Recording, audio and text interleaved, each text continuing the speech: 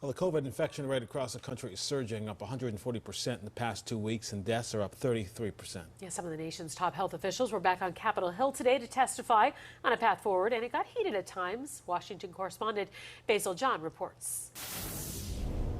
Good evening. Some health officials are calling this recent surge in cases a pandemic of the unvaccinated.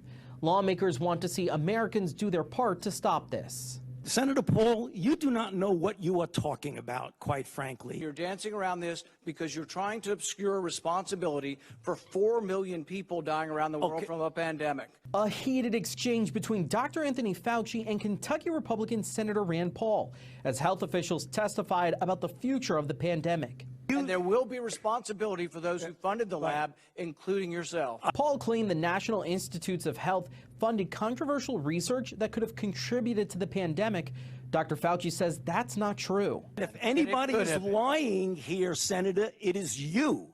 Investigations into the origins of COVID-19 are still underway as the Delta variant surges in the U.S. The Delta variant now represents 83% of sequenced cases. CDC Director Dr. Rochelle Walensky says the percentages are even higher in areas where vaccination rates are low.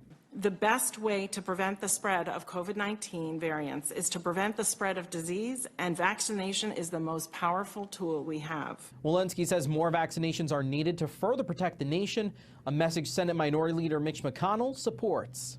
These shots need to get in everybody's arm as rapidly as possible, or we're going to be back in a situation in the fall that we don't yearn for, that we went through last year. When asked about students returning to school, Dr. Walensky recommended prevention strategies such as wearing masks to help protect those who are still unvaccinated.